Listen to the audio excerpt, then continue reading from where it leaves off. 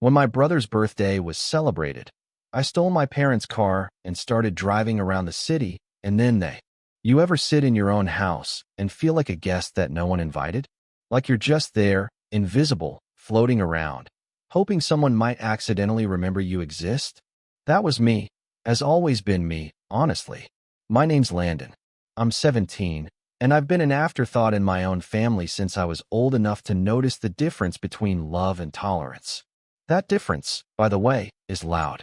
It screams at you through empty birthdays, half-hearted apologies, and that subtle glance your mom gives when she's trying not to say she wishes you were someone else. Growing up with a brother like Jackson was like living in someone else's highlight reel. He's a year younger than me, but he's been treated like royalty since the day he could spell his name. Mom says he's charismatic and full of light, like that somehow gives him a free pass to never do the dishes, talk back without consequences, or get his own car for his 16th birthday. A black and yellow Chevy Camaro, because of course it had to be flashy. Dad pretends like he's the quiet one, the reasonable one, but he never once stepped in when I was getting shafted for things Jackson did. Last week, Jackson's 16th birthday rolled around, and the house turned into a goddamn parade float. Balloons everywhere, stupid gold banners that spelled out 16 and unstoppable, hung over the fireplace like some kind of sick joke.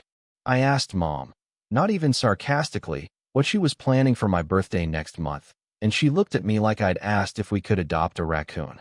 She laughed and said, "Oh honey, you're turning 18. You don't need a party at that age." I swear to God, I almost dropped my cereal bowl. It's not like this was new. I haven't had a real birthday celebration since I turned 9. That year, Mom said it was too expensive to do something big, even though she somehow found the budget to throw Jackson a pool party with a magician 3 weeks later. When I turned 12, I got a hoodie from Walmart and a frozen lasagna. Jackson turned 11 that year and got a paintball party and a new phone. I stopped asking for anything after that. I figured if I didn't expect it, I couldn't be disappointed. But this time, watching Jackson walk into the living room, grinning like he'd won the lottery, wearing a brand new designer hoodie, while my mom squealed and took videos for her Facebook, something snapped inside me. Like something old and bruised finally stood up and said, "Enough." The entire house smelled like barbecue and cake. There were at least 30 people there, half of whom I didn't even recognize. I stood in the corner with a lukewarm soda and counted the times someone made eye contact with me. 3, and one of them was the dog. Dad gave this speech at dinner about how proud he was of Jackson, how he was turning into a fine young man, and that his energy inspires us all. I almost choked on my cornbread. I don't think my dad said more than 10 words about me in public since I got honor roll in 7th grade, and he accidentally called me Jackson in front of my teacher. I looked across the table and saw Jackson smirking at me, like he knew. He always knew. That was the worst part. He wasn't dumb. He knew how much they favored him, and he loved it. That night, after everyone left and the house was quiet again, I laid in bed staring at the ceiling fan. I couldn't sleep. The Camaro was parked outside, glinting under the streetlight like some kind of trophy. Jackson had already posted pictures of it all over Instagram. My parents went crazy. "Best birthday ever." The caption made me feel physically ill. I thought about what it would feel like to be behind the wheel, to do something reckless, something no one could ignore. Not even them. It wasn't hard. The keys were in the hallway drawer. Dad had passed out on the recliner like he always did after hosting anything, and Mom was upstairs probably editing party pictures. Jackson had left the Camaro's door unlocked. Idiot. I slid into the driver's seat like I belonged there. I'd never driven it before, but I knew how. I'd been sneaking practice drives with my friend Mason's old Ford for the past year. This was different, though. This wasn't a practice run. This was mine. When the engine roared to life, something in my chest cracked open. I hadn't felt that alive in years. The vibration of the motor, the leather grip of the wheel.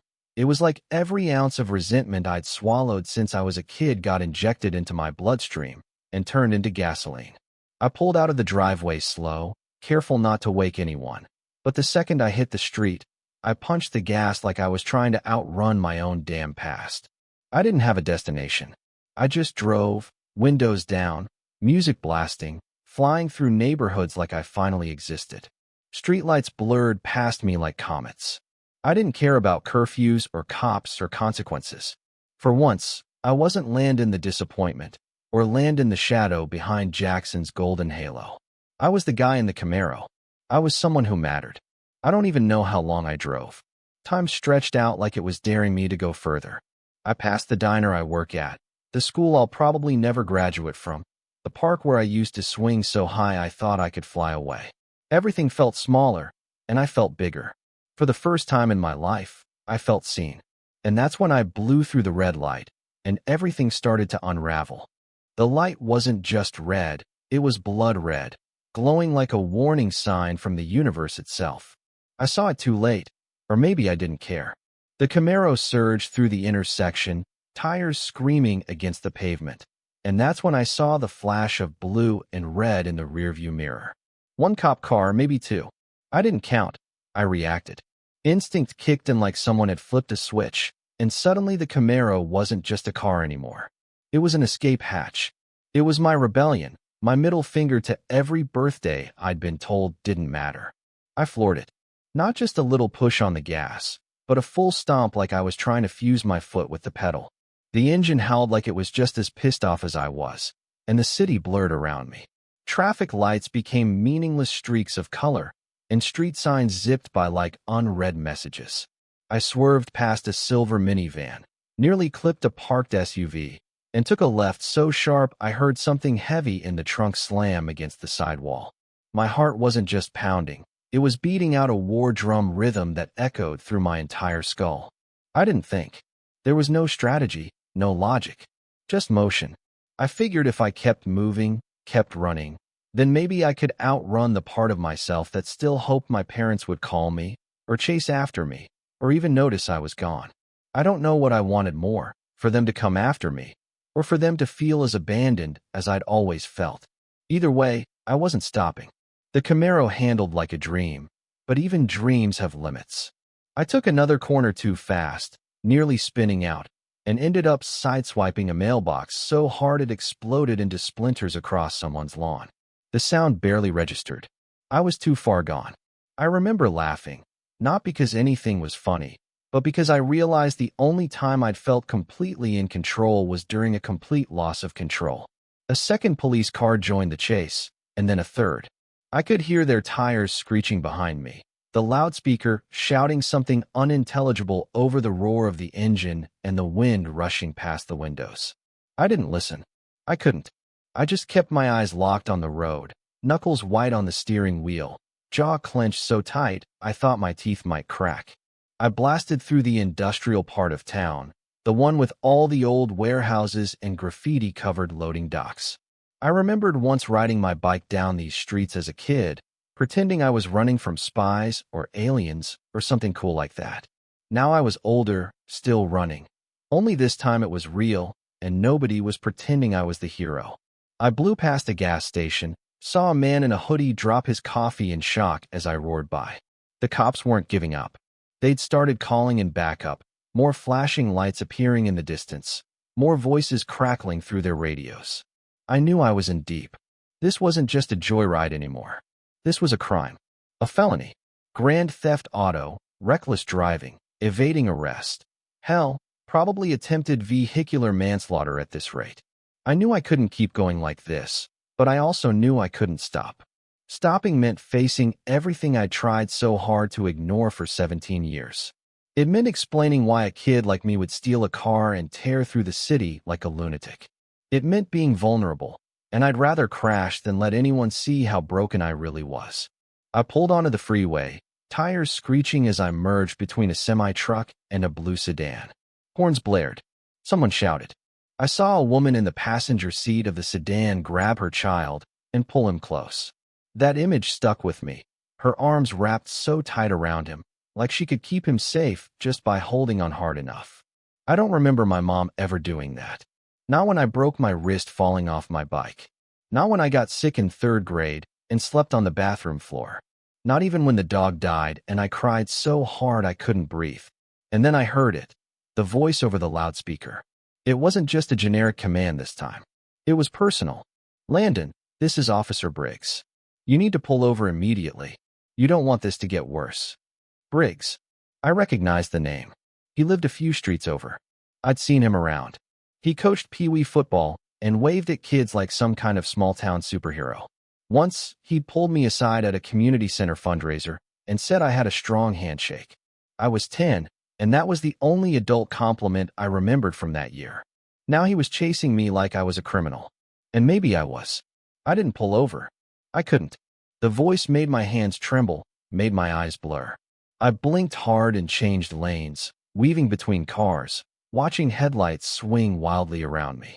I started thinking about stupid things, how I used to draw pictures of dragons in my math notebook, how I'd sneak peanut butter sandwiches to the neighbor's dog, how Jackson once laughed so hard at one of my jokes that he spit milk out of his nose.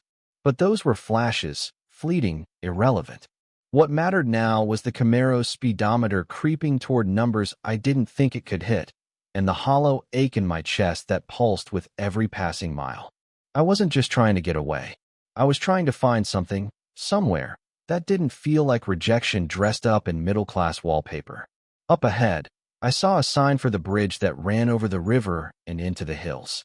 It was the kind of road you only took if you wanted out of the city or out of your life. I don't remember choosing to go that way. My hands just moved. My brain was mush. Everything felt like it was happening to someone else, and I was just a passenger. The Camaro roared onto the bridge, headlights bouncing off the rails, tires gripping the road like it was the only thing keeping me tethered to the earth. Behind me, sirens screamed louder, closer.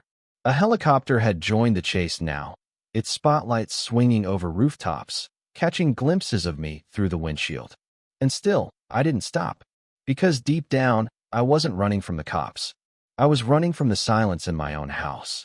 I was running from the way my mom smiled at Jackson and sighed at me. I was running from the way my dad handed me a rake and handed Jackson an allowance. I was running from every birthday that passed like a ghost, every report card that got ignored, every scraped knee that never got a Band-Aid. I was running because for once, I wanted them to look up and realize I wasn't there. And maybe, just maybe, they'd finally ask why. By the time I hit the outskirts of the city, the police chase wasn't just some local patrol trying to wrangle a teenager. It was full-scale chaos. I had at least 4 cruisers tailing me, their sirens weaving into a deafening wall of sound that made the inside of the Camaro vibrate. Helicopter blades echoed overhead like war drums, and I could see their spotlight dancing erratically across the road ahead, casting shadows that looked like ghosts chasing me down. Every time I took a turn or blew through another intersection, I could feel the universe narrowing in on me. My hands were sweating so badly, I had to wipe them on my jeans between gear shifts. My teeth were clenched tight, my shoulders locked so stiff I could barely move my neck. My mind had stopped processing normal thoughts. All I could think about was motion, constant, aggressive, never-stopping motion. If I slowed down, even for a second, reality would catch up and bury me. The Camaro was the only thing separating me from the life I hated, and I wasn't ready to let it go. I took a detour through the west side, an older part of town with cobbled streets and tight alleyways. I don't know what I was thinking. Maybe I thought I could lose them in the maze of backroads. I remembered playing hide and seek around these buildings as a kid, before Jackson came along and became the only one worth noticing. Back then, it was just me and some neighbor kids, pretending we were spies, ducking between garbage cans and worn-out chain-link fences. It's wild how the same streets can change shape when your whole life shifts. I nearly lost control coming out of a sharp curve near the loading dock of an abandoned factory. The rear tires slipped on a slick patch of oil, and for one terrifying second, the whole car spun sideways. I slammed the brakes and yanked the wheel with every ounce of strength I had. The Camaro corrected, just barely, fishtailing back onto the road. A scream tore out of my throat, not out of fear, but fury. I wasn't ready to stop. I hadn't made my point yet. Behind me, the cops were still close. Officer Briggs had to be among them. I could feel it. Somehow, I imagined his hands on the wheel, his jaw set, his voice calm as he instructed the others not to box me in too soon. He wasn't the kind of guy who wanted a chase to end in a body bag. But I was starting to think that's exactly where I was heading, and weirdly, I didn't even care. I passed a storefront that used to be a donut shop my mom liked.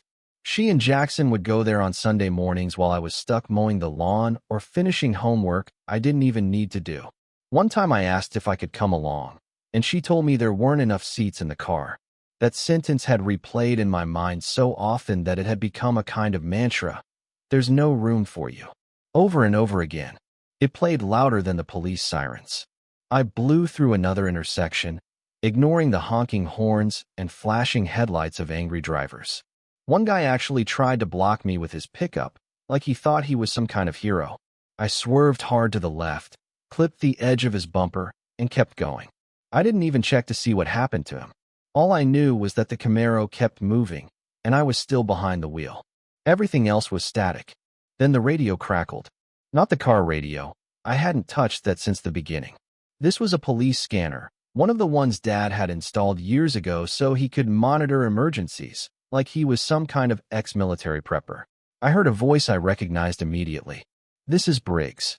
Do not engage on the next turn. He's not trying to escape. He's spiraling. Let's keep him on the road. That hit harder than I thought it would. Not because it was wrong, but because it was dead on. He saw through me like a sheet of glass. I wasn't trying to get away. I wasn't planning a clean exit. I didn't even have an endgame. I was spiraling, bleeding emotionally into the pavement, hoping someone would notice before I disappeared completely. I drove past the school. The front gate looked eerie in the darkness, lit only by the distant glow of streetlights. I remembered standing there after track practice one day, soaked in sweat, waiting for someone to pick me up. They forgot, of course. I sat on the curb for over an hour, watching the parking lot empty out like a slow leak. Jackson was at a baseball game that day, and they didn't want to leave early. I walked home 3 miles with blisters on both feet, and nobody even asked how I got there. That memory hit harder than I expected, and I took the next corner too wide. I grazed the side of a trash bin, sending garbage bags flying. I didn't stop. I barely even registered it. I was past caring about the mess I was making. I'd spent my entire life trying not to be a burden, trying not to cause problems, trying to be the strong one. Now I wanted everyone to see the disaster I could be when I stopped trying. The Camaro rattled as I hit the edge of a pothole. Something underneath scraped loudly against the pavement, but I kept going. The engine was starting to wheeze, like even it was asking me to slow down. But I didn't. I couldn't. This was the only way I could scream loud enough for them to hear. I had no voice at home, no place at the table, no seat in the car. But behind this wheel, with the city flashing by and a dozen cops chasing me like I mattered, I finally existed. I turned back onto the highway, heading toward the river. The road curved upward like it was trying to escape gravity. Below me, the water sparkled in the moonlight, calm and undisturbed, the complete opposite of what was happening inside my head. The bridge was ahead again, the long one that connected the 2 counties, with narrow lanes and steep drops. I didn't think twice. I hit the gas and aimed for it. Behind me, I could hear Briggs's voice again, louder now, maybe coming from a loudspeaker. Landon, please. You don't have to keep running. You're not alone. We see you. I didn't believe him. Not because I thought he was lying, but because I'd gone too far to believe anything else. I had been alone for too long. I had screamed into the void for years and only ever heard my own echo. This wasn't about making them see me anymore. This was about making sure they couldn't look away. I tightened my grip on the steering wheel. The bridge loomed ahead, its metal beams like the ribs of a giant skeleton. My vision tunneled. My heart beat like a countdown. I wasn't sure what would happen next, but I knew I wasn't stopping.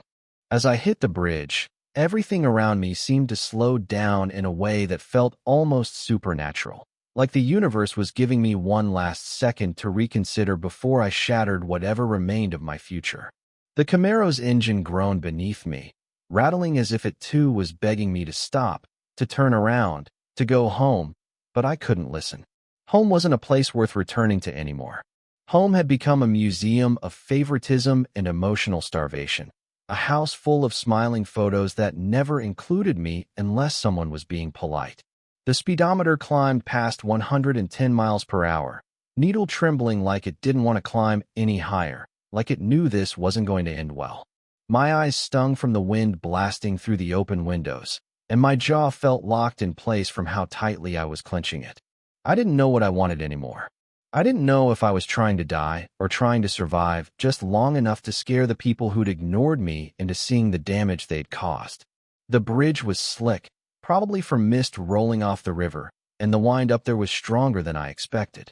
The Camaro wobbled for half a second, but I adjusted, even as the tires started humming louder with friction. The police cars had slowed back at the ramp, hanging back like they knew something I didn't. Maybe they were hoping I'd calm down. Maybe they were coordinating spike strips on the other end. Or maybe they were just giving me the space to make the worst decision of my life. I wasn't sure which possibility scared me more. I saw a shape up ahead, something blocking part of the bridge. I squinted through the blur and realized it was a stalled car, hazard lights blinking, the shape of a person standing beside it waving their arms wildly. It wasn't a cop. It wasn't anyone I knew. Just someone caught in the wrong place at the worst possible moment. I yanked the wheel to the right, heart in my throat, tires screaming as I swerved around them. The car fishtailed, spinning wildly toward the guardrail. For one blinding second, I thought that was it, that I'd go flying over the edge and become just another headline. Teen joyrider dies in fiery bridge plunge. But the Camaro caught traction again, barely, and corrected itself with a thunderous jerk. I felt something in the undercarriage crack. The wheel jerked in my hands. My vision blurred. I blinked hard, but it didn't help. There were tears in my eyes, and not the kind you cry on purpose. My whole body was shaking. My head was screaming. My chest felt like it was going to explode. And yet, I kept going. The end of the bridge came into view, an exit ramp sloping downward into the darkness. I aimed for it like it was salvation, but the second the tires hit the decline, I realized how fast I was going. Way too fast. I slammed the brakes, but the pedal went soft, delayed, unresponsive. A voice in my head whispered that something had snapped when I hit the mailbox, or maybe during that near spin downtown. Whatever it was, the Camaro wasn't slowing down. I tried to downshift, gripping the gear lever with both hands and forcing it into second, praying the engine would resist enough to slow me. The back tires screamed, fishtailing again, and then it happened. The moment everything stopped making sense. The Camaro's front wheel clipped the curb on the ramp. That was all it took. The car launched upward, briefly airborne like something out of a movie, and slammed into the embankment with a force so violent I felt my spine compress. The sound was deafening, metal shrieking, glass exploding, the unmistakable crunch of steel folding in on itself like an accordion. The airbag punched me in the face, knocking my head sideways, and everything went black for half a second. When I opened my eyes again, I couldn't see straight. Smoke was pouring out of the dashboard. My legs were pinned under the steering column, twisted at angles that made no logical sense. My hands were covered in blood. I couldn't tell where it was coming from. Everything hurt. Every cell in my body screamed like it was on fire. I tried to move, but pain ripped through my chest and my right leg in a way that made me instantly vomit on the crumpled floorboard. Somewhere in the distance, I could hear the sirens catching up. The lights were getting brighter. I could hear voices, muffled, panicked, sharp like knives. I tried to say something, but all that came out was a wet gasp and a bubbling noise from my mouth. I tasted metal. My vision was dimming. My thoughts were unraveling. And then I saw a face leaning into the wreckage, familiar, tired, grim. It was Officer Briggs. "Stay with me, Landon," he said, his voice cutting through the chaos like a wire through fog. "Don't close your eyes. Help is coming." I wanted to tell him it was too late, that I hadn't planned to make it this far, that I wasn't sure what I'd even been hoping for anymore. But all I could do was blink at him, slowly, like each movement was a negotiation with my own body. He reached through the broken window and touched my shoulder gently, like he knew I hadn't been touched in a long time, without flinching. "You're not done," he said, like he could command life back into me through sheer willpower. The paramedics arrived a minute later. Everything turned into a blur of lights, sounds, and tugging sensations. I was lifted out of the wreckage on a stretcher, strapped down like a broken puppet, wires and tubes already being connected to my arms and chest. The last thing I saw before I passed out was the Camaro, crumpled like a soda can, its shiny yellow paint streaked with blood and oil, the hood folded up like a coffin lid.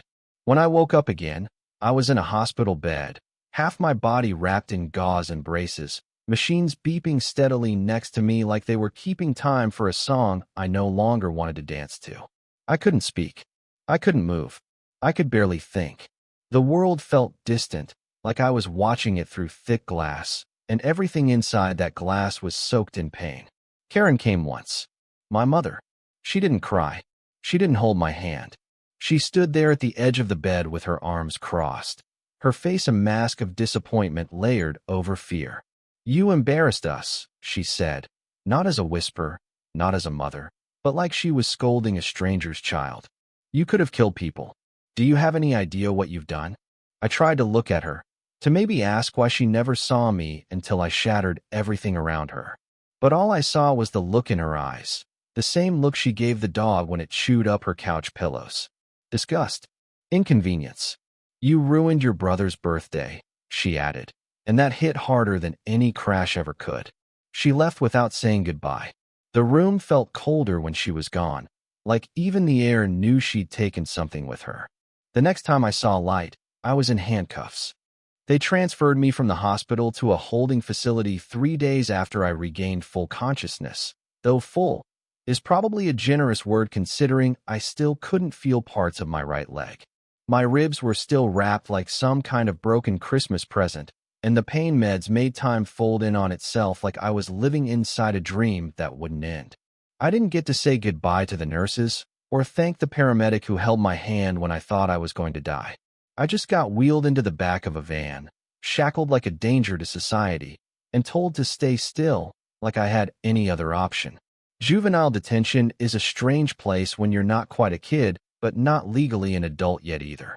Everyone there had either hit someone, stolen something, or, like me, crashed their life into the pavement at full speed and expected a round of applause for surviving. They stuck me in a cell with peeling paint and a toilet that sounded like it was swallowing souls every time it flushed. My roommate was some guy named Chris who stole catalytic converters for fun. He told me my story was hardcore and asked if I missed my Camaro. I told him it wasn't mine, and he said, "Even better." My lawyer was a public defender named Joel, who looked like he'd aged 30 years in the last 5. He visited me twice and told me I should plead guilty and hoped the judge was in a forgiving mood. I asked if anyone from my family had called. He said, "You mean your parents?" Like he wasn't sure. I nodded. He flipped through his notes and said, "Nope, but I think your brother's name came up on the news. He got some kind of award." I didn't ask which one. They sentenced me to 3 years, though with good behavior, I'd be eligible for parole in 18 months.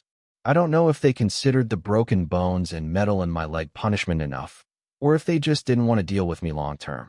Either way, I was locked up, and the Camaro was scrap metal in an impound lot somewhere, probably photographed by Jackson for a look what he did post on social media. I wondered what caption he chose, something like, "My birthday ruined by my psycho brother," or maybe just a string of emojis to keep it aesthetic. Days in here blend together like spilled paint, blues, grays, the occasional blotch of red. I write letters that no one reads, draw pictures I immediately crumple, and watch the news because it's the only connection I have to the world that forgot me. There's a vending machine in the common room that sometimes gives out 2 bags of chips instead of 1, and those days feel like small miracles. Funny how the bar for joy gets lower the longer you're stuck behind concrete and steel. Officer Briggs visited me once. It was about 6 months in. He wore civilian clothes, but he still stood like a cop, back straight, eyes always scanning. He sat across from me in the visitor's room and said he wasn't sure why he came, only that he'd been thinking about me more than he expected. I asked if he wanted an apology. He said no, that he wasn't there for closure. He said something I didn't forget, though, something that stuck with me like a shard of glass in the skin. "You were trying to be seen," he said, "but the world doesn't always look when you want it to." Then he stood, nodded once, and walked away. No one else visited. Not Mom. Not Dad. Not even Jackson, who I heard signed a deal with some kind of management company for his TikTok sports clips. The Camaro wasn't just his birthday gift. It was apparently the first step in his brand-building journey. I laughed when I heard that. Laughed so hard I scared the guy at the next table. All this time, I thought I was stealing something from him, crashing something that mattered. But in the end, I was just an obstacle, a plot twist in his origin story. They moved me to a low-security unit eventually. Said I was calm now. Said I'd adjusted. I guess not screaming in your sleep or crying during meal counts qualifies as stable in here. I spend most of my time in the library now, reading books that don't involve car chases or broken families. Sometimes I read memoirs, stories of people who lost everything and somehow crawled their way back. I underline the sentences that hit hardest, though I know I'll never reread them. I just like the idea of marking pain so it doesn't disappear. I got a letter yesterday, the first one since I arrived. It was from my old guidance counselor, of all people, Mr. Cheney, the guy who used to pull me aside and ask how I was doing, even when I didn't answer. He said he saw my name on a list and figured I could use some encouragement. He told me that pain doesn't always teach us the lesson we think it will, and that survival is a kind of revenge when the world counts you out too early. Then he said something about Jackson. Apparently, my brother just got accepted into Stanford. Engineering program. Full ride. National recognition. I read that line 3 times. Then I folded the letter, set it aside, and looked out the window at the razor wire fencing the yard. I smiled, just a little, an involuntary twitch of the lips that wasn't joy or bitterness, just recognition. The irony was almost elegant. Jackson got a Camaro and a college scholarship. I got scars, a limp, and a cot with a view of a wall. And you know what? At least now, I finally know how the story ends. Because I wrote it myself.